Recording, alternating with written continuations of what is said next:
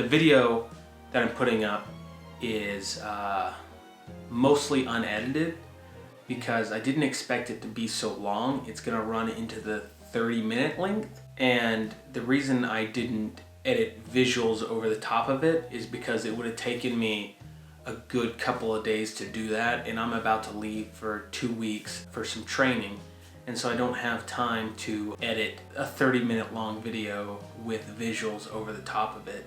Hopefully it doesn't bother you too much, and hopefully you understand the references I'm making without seeing the visuals. The video I'm doing is over the movie Rogue One. So I would say go watch Rogue One and then try to watch this video. Rogue One was the first Star Wars spin-off movie from the main saga. It is set between episode 3 and 4 and covers the events of how the rebels stole the Death Star plans. Well, not the rebels, I guess, because in this movie the rebels don't really want the plans and they're too scared to go get them. So this movie is actually about one rebel guy, a bunch of random people who fumble their way into stealing the Death Star plans. This movie's all over the place, and that might be because it was reworked so many times. This movie is worried about connecting to all the other movies so much so that it forgets about its own characters and to be its own movie. The movie starts out well enough, establishing at least 2 of the main characters. First, we have Jyn, who is the daughter of the guy that makes the Death Star. We see her mom killed and the Empire capture her dad to go complete the Death Star. And then she escapes and is discovered by weird dude Forrest Whitaker. It jumps ahead years later and we see her now in an Imperial prison. It's weird to me how it shows her being found by Forrest Whitaker, the weird dude, but then cuts away to her without him and in prison. Like, you didn't have to show him finding her if it's gonna be explained later on. And why separate them in the first place? Like, why not just have her stay with the rebels? And she is there when they capture the Imperial pilot, instead of the pilot being captured and then oddly tortured by Forrest Whitaker for no reason, and then having her be found by other rebels and then taken by those rebels to the other rebels to then talk to the Imperial pilot. Like, it doesn't make any sense to me how you set up that she is found by the weird rebel dude, but then cut to she's no longer with him. Like, it would make more sense if she was still with the rebels, and it would make the story flow so much better if she was in that spot with that character when they found the Imperial pilot, and then she would already be in the story instead of all this craziness happening. Okay, so Jyn is in an Imperial prison, and so now we show the rebel dude talking to an informant and telling him, hey, we're building a planet-killing machine and there's a pilot that defected with important information on how to destroy this huge weapon system. And then the rebel guy kills him in cold blood so the information doesn't get out, right? So now we've established that he's kind of ruthless in his beliefs in the rebel cause. So now we jump to our third location where we see the defected pilot they were just talking about with Forrest Whitaker's rebels, but I guess they're rebel extremists, so when they get the defected pilot, they don't believe him at all and pretty much capture him just to torture him, and then they torture him to see if he's lying, right? Forrest Whitaker's like, I don't trust you, and in order to find out if I can trust you, I'm gonna have to use this monster to try to read your mind that's gonna make you lose your mind regardless. So to me it's just Forrest Whitaker's being crazy just to be crazy, and it doesn't make any sense.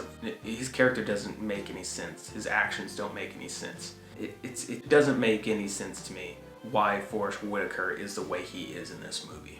So anyways, they captured the pilot and they torture him and make him lose his mind. Meanwhile, we cut back to Jyn, who is being transported as a prisoner when the rebels break in and capture her. The rebels tell her that they know who she is and that they need her to talk to weird guy Forrest Whitaker because he is weird and won't give up the pilot, and the pilot has information they need about her father's work. And then, of course, they've got to show a character from previous movies who literally just walks in and says nothing. They're not focused on why Forrest Whitaker's character doesn't make any sense, but they are going to focus on putting in this prequel character. So anyways, that guy shows up. Long story short, Jin decides to go with the rebel guy to talk to Forrest Whitaker about her dad and this defective pilot and what her dad's doing. But the rebel guy doesn't trust Jin. That's kind of established, like, hey, there's no trust here, whatever. So far we have 20 minutes of the movie going on, and what we've established is that there's a defective pilot that has information on Jin's dad's work on the Death Star, and Jin was with these radical rebels but is now not with the radical rebels, and the radical rebels are holding the pilot, the defective pilot, and the regular rebels can't talk to the radical rebels, so they got Jin, who used to be a radical rebel, to talk to the radical rebels. So it's a lot of clutter, and like I said, it would have seemed like it would have worked better, and it seems like this is how it was supposed to be, that Jin was found by these radical rebels and she stays with the radical rebels, right? And then she's there when they capture the pilot. So you don't have to have this entire, explaining, jumping back and forth to different planets. Like, you could just have gone to 2 different planets instead of 4 in the first 20 minutes. So the bad guy goes and talks to Rubber Man from the 1970s. They resurrected this actor to be in this movie. So bad guy goes and talks to him, and they're like, hey, someone has leaked stuff about the Death Star. You need to go to the planet that holds all the crystals because there's a defective pilot there that has been captured by the rebels, and they might mess up our Death Star plans. Again, why is this guy in there? Why do we need to see this old villain from the original movies? Like, I get it, it's cool, but he really doesn't serve much of a purpose other than just to say, hey, this is connected to other films. The best scene in this movie is probably when Darth Vader starts showing up and messing stuff up. So to me, it's like you probably could have saved a lot of CGI money if it was just him reporting to Darth Vader and then Darth Vader having a bigger hand to play in this. The bad guy is told essentially, hey, there's a pilot being held by these rebels that might have information on the Death Star plan. So go to that planet and figure out a way to stop the rebels from communicating about the Death Star. So he goes there. So now our main characters, Jin and Rebel Boy, get to the Crystal Planet where the radical extremist rebels are at, and they decide to leave Robo Comic Relief behind because he's would cause too much of a scene. So they're walking around the town and they're looking for rebels when they run into another Star Wars reference. I think that's now 1, 2, 3 of them. And then we get introduced to probably the worst character in this movie, the blind Jedi dude, whose sole purpose in this movie is to let everyone know that the Force is with him and he is one with the Force. Literally all he does this entire movie. His character has absolutely no point. He doesn't learn anything, he doesn't progress, he's just there to look cool, which I hate characters that are just there to look cool because they're pointless. So he's there and he pretty much tells Jin, hey, I'm here and I can tell who you are because of the Force. I'm just gonna call him the ninja guy, and then the ninja guy has a partner who is the heavy weapons dude. They talk to Jin, and then Jin's like, oh, that was weird, and then moved on.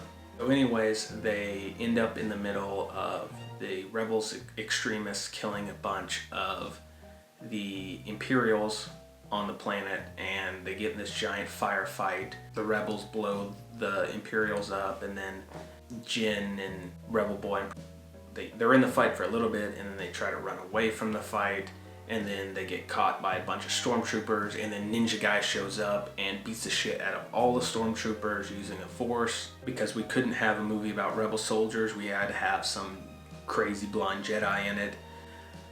It's not that I don't like his concept, it's just this story should be about the everyday rebel and how they save the universe by getting the information. This guy is a side character whose Force stuff is just distracts from the main story, and he's just shoved in this movie and has no reason to be with this group at all. There's never an established reason why he saves Jin other than he's one with the Force and the Force is one with him. And then now after he saves Jin, he kind of gets kidnapped with them, and then no one really asks, hey, why are you here? He just kind of joins the rebels, which is fine, but he doesn't really have a purpose to be there other than to do cool stuff. It would have been nice if maybe, like, I could understand the Force stuff and him with the Force stuff if maybe he was, he had like a tragic backstory, like, yeah, he was a guardian of the Jedi Temple and then gave up believing the Force, and then later on, near the end of the movie, learns to believe in the Force again. That would have more payoff, but this is just literally him going, I believe in the Force, and then there you go, MacGuffin, and then I believe in the Force, and then there you go, he does something awesome, I believe in the Force, there we go, we do something awesome. It's just like, why is his character there other than just to be flashy and cool? He doesn't struggle at all, he has no conflict, he has all the answers, and I hate him, and he's annoying in this fucking movie. So anyways, Ninja Guy saves them, and then they end up getting captured by the rebel extremists who don't know who they are and take them to Forrest Whitaker, weird dude, right? So now the rebel boy, ninja guy, and heavy duty dude are imprisoned next to the pilot that Forrest Whitaker also captured and tortured. At this point, the pilot is supposed to have lost his mind, but apparently he didn't, because all they said were, you're a pilot, and he's like, I'm the pilot, and then he no longer loses his mind. Great. Anyways, cut back to Jin, who is now talking with her old friend, Forrest Whitaker. And Jin talks to Forrest Whitaker, and it explains to you why they were no longer together. Great, a lot of exposition, and then Weirdo just does this thing where because apparently he doesn't trust anyone, he's like, did they send you to kill me? And she's like, no, I'm here to get a message from my dad. And he's like, oh, okay. Like, there's nothing. He just says it, and you're supposed to just be like, oh, that must mean he's doesn't trust anyone. Okay, but you can't just throw that out there with no consequences. It's like, he's like, they send you to kill me? And then she's just like, nope. And he's like, okay. It's like, all right, so that goes nowhere. So then she watches a hologram of her dad, and I actually like this idea of the Death Star being planned to be blown up. Like, it's not just this random port that you can shoot into and blow up the whole Death Star. Like, it was built that way. Like, I really like that idea. So then her dad says, hey, look, I built this flaw on the Death Star, but the information is on an Imperial beach planet controlled by Imperials. And I'm like, okay, thanks for the information, Dad. Like, how am I supposed to get that fucking information? The bad guys pull the Death Star up to the planet where all the main characters are at and are like, look, they got the information about the Death Star down there and a pilot that defected. They decide to blow up the planet because they don't want the rebels finding out that they have this planet-destroying weapon. So they shoot it and blow it up, and the main characters have to escape while the planet is being blown up, and they save the Imperial pilot that defected, and they get out of there on a ship, and Forrest Whitaker dies by, this dramatic death, and you're like, okay, like, was I supposed to care about that? Like, the only thing I've seen of him was just being an asshole and unreasonable for no reason. So, sad.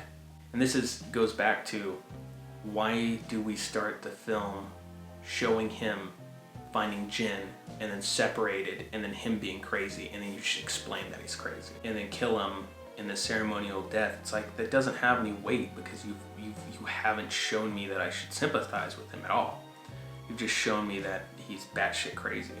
And that's what I'm saying. It's like, why don't you just start the movie off with him and Jin, like, being rebels together? And you can kind of see him slowly lose his mind a little bit. And she's like, oh, he hasn't always been this way, but he's slowly losing his mind. And you can actually show it, not just tell it.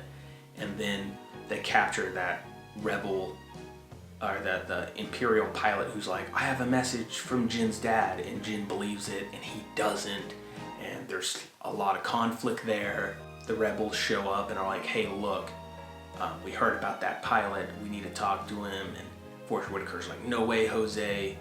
And, you know, like that makes more sense than just Forrest Whitaker showing up and using a blob monster to fuck with people's heads for no explanation whatsoever other than he's just crazy and him being crazy and then dying. It just, his character was so wasted in this movie. And I don't know why. It just doesn't make any sense to me. So now, let's move on. So they escape the planet, and then the Plastic Man is like, I'm glad to see that this Death Star works. I'm taking control of it. And our main bad guy's like, but I put all the hard work into it. And he's like, yeah, but you messed up because your scientists are sending out information about the Death Star. And he's like, what? And he's like, yeah, that Imperial pilot that defected got the information from the rainy planet where your scientists are working. So you need to go check on that. And so I'm like sitting here thinking, hold on, so you knew this the entire time, that the pilot got this information from the scientists, and you did nothing about it this entire time, and you're just talking about it now? And then I realized, oh, because they need to have a reason for the bad guy to be at the exact same spot as the main characters again. So, bad guy decides to go to Rainy Planet to confront the scientist and Jin's dad about why information was being sent out. So they're all on a ship, and Jin tells Rebel Guy, hey, my dad has Death Star plans, and there's a flaw in the plans that we can exploit to destroy the Death Star, and it's on the Imperial Beach planet in the Tower of Doom. And he's like, do you have proof? And she's like, well, you don't believe me? And I can't remember why, but then he decides that he doesn't believe her and that they need to go to the Rainy Planet to find Jin's dad. But the Rebel Guy gets a secret task from headquarters to kill Jin's dad.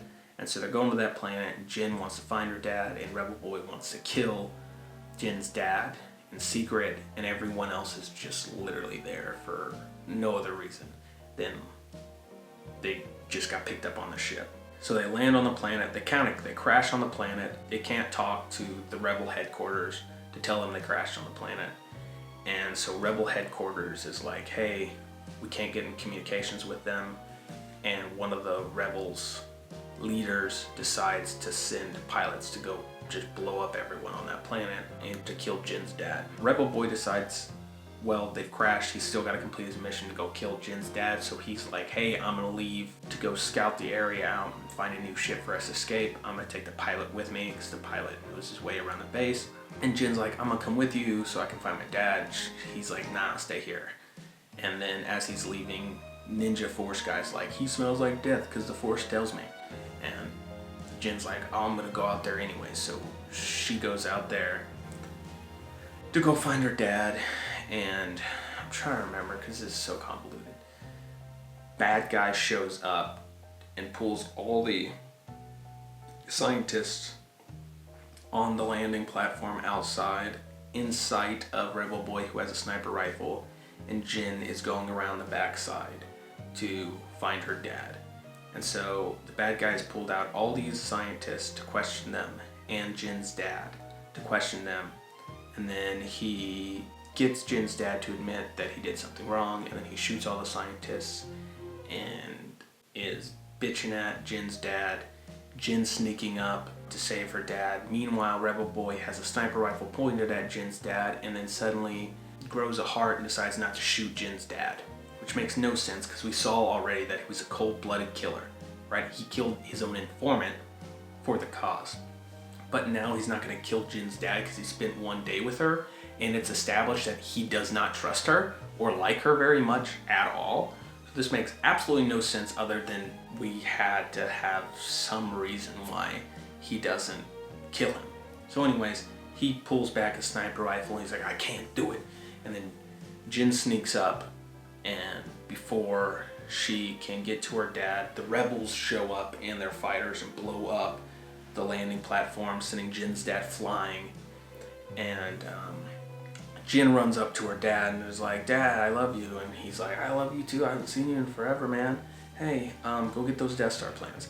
And I think Ninja Guy at some point does some crazy ninja stuff by like shooting something out of the air using the Force, which is so annoying. I really do hate his character a lot. And so they get on a ship and they escape on a stolen Imperial ship that's piloted by the Imperial pilot that defected. And Jin's like, you were trying to kill my dad. And he was like, but did I? And she's like, well, no, but I'm still mad. And then they're mad at each other.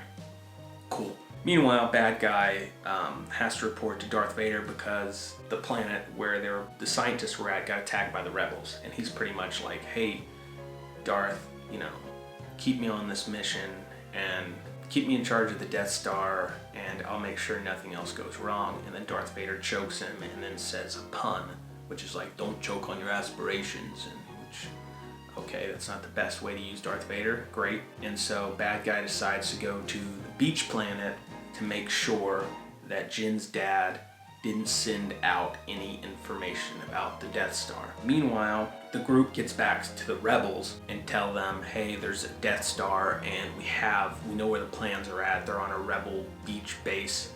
And if we get those plans, we can destroy the Death Star. And so all the rebels are like, no way, Jose. That would mean we would be fighting on their turf. And how are we even supposed to trust you? You're the daughter of an Imperial. And how are we supposed to trust that guy? He's an Imperial pilot. And I'm sitting here like, wait a minute, this was all your idea. Like, you were the guys that recruited her to get this information. And you were the one that trusted the informant about the pilot's information. Like now suddenly you don't want to get involved? I'm so confused. And on top of that, like, you don't want to fight the Imperials? Well, one of your guys just sent a bunch of ships to an Imperial planet to blow up the scientist's base, but you won't send them to go get information about the Death Star? Rebels decide that they don't want to go steal the Death Star plans, which ticks me off because it makes the rebels no longer look like real rebels, and it makes you rethink Star Wars Episode 4 when the rebels talk about how they have the Death Star plans and how they got it and how heroic it was of them to get the Death Star plans. It really makes you really think that scene, because now when you watch it, you're like, not really. Half of you guys wanted to run away in horror while you sent a small group of people to sneak on the base themselves. Anyways, so Jin's all pissy because the rebels won't help her out. And so she's like, we can't get help. And then Rebel Boy shows up and is like, hey, I'm sorry for trying to kill your dad. Here's a bunch of rebels that'll help. And Ninja Guy's like, I've got nothing else to do, I'll help you too. And Heavy Duty Guy's like, yeah, totally, I'll help you too. Even though there's no established reason why they're helping whatsoever, other than the story wants a guy with big rockets and a dude with Jedi skills to help out. So this group of people get on the ship. And let me explain the plan. Their plan, once they get on the planet, is to sneak in, get the Death Star plans, cause a giant mass hysteria shootout, and then try to sneak off. It's like, hold on. So your plan is to get in there, get the Death Star plans, start a shootout, and then what? Sneak off? No, that's not gonna happen. Why is your plan to start blowing shit up if it was a stealth mission? I don't understand it, because at this point in the movie, you don't know that you're going to have to send a signal, or that you can send a signal off. The only thing you know is that you can get the Death Star plans to sneak off. So why would you send 20 people to go do that, and half the people are going to start a ruckus, and then you're going to try to sneak off? That doesn't make any sense whatsoever. So that's the plan. Jin gives some speeches, and the rebel base that they're on before they take off is like, hey, who are you? And they're like, we're Rogue One? ? And I'm like, okay, well, there goes the mythos of the Rogue One squad that stole the Death Star plans, that it was just a throwaway line. Like, wouldn't it be so much better if it was an actual squad? Like, it was an actual well-known group of people that went and did this heist? Like, the rebels were like, hey, now that we know that there's these Death Star plans, we need to collect the baddest people in the universe to help us. And then it's kind of like Ocean's 11 style, and then they get the group together and they're like, we're gonna call you guys Rogue One. It's like, bow, ba-dow, bow, bow. And then they sneak on the planet and get the Death Star plans. That would make more sense to me if it was more of a heist movie. But no, what we have now is one Rogue One was just a name pulled out of this dude's ass, and half the people on there are just there by coinkydink, and they're just fumbling around this planet with these shitty plans. And that also the rebels didn't actually want to steal the Death Star plans to begin with. They were forced into it. So, yay. So they get to the planet and they get on the ground, they beat up some guys and sneak into the base, and their goal is to get to the tower and get the information and get off. The bad guy shows up from Darth Vader's planet and is like, hey, I need all the information on Jin's dad now. I want to see all the communication he had right now. And they're like, okay. And then Jin and the gang sneak in and find out where the location of the Death Star plans are. And then they decide that their disguises aren't good enough and that they're going to have to cause a giant distraction. And then the rest of the rebels on the ship cause and start a giant war on the beach and blow stuff up. Again, it doesn't make any sense to me why your disguises work this far and then can't work any farther. And to me, the only reason that they decide that they need to start a distraction is so the movie could have some cool action scenes on the beach. I agree it'd be awesome for cool action scenes on the beach. I just wish it made more sense why there were cool action scenes on the beach, because to me it just looks like these guys have a really dumb plan. They clear the way for Jin and then they go into the tower and get the information.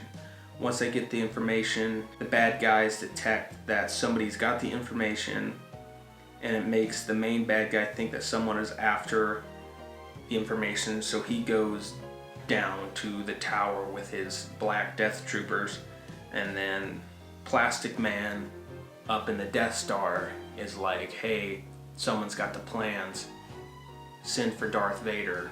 And then because I guess the Plastic Man sent out a message that there's rebels on the base, the rebels intercept it and then send some people to that planet. So now I guess the rebels want to get involved. So now you have the rebels fighting on top of the planet and Jin with the information down here trying to send the information up, but you can't because the planet has a force field around it and the force field has closed on itself. And then you also have rebels on the beach blowing stuff up to cause a distraction, which honestly caused more trouble than anything else because now they've closed the gate and you can't send a signal. Like, the plan makes absolutely no sense, and now it's just a fumbling mess. So then the guys fighting on the ground get messed up and they're losing because these, walkers show up, and then the rebels show up with support and send people into the actual planet to give support to the people on the ground. Noise. So Jin and the rebel boy get this thumb drive, and then the droid kills himself trying to protect them. Sad. They decide that now that they got the information, the only way to get it out is to send the signal using the giant satellite. But then they realize that they've closed off the shield and you can't send a signal out. So in order to send a signal out, you need to tell the rebels above the planet to blow up the shield.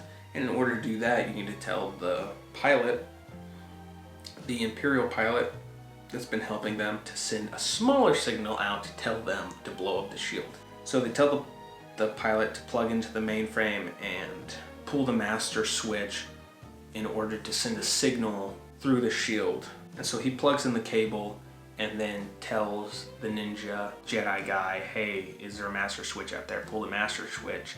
And now he tells the ninja guy to pull the master switch so they can send a signal up.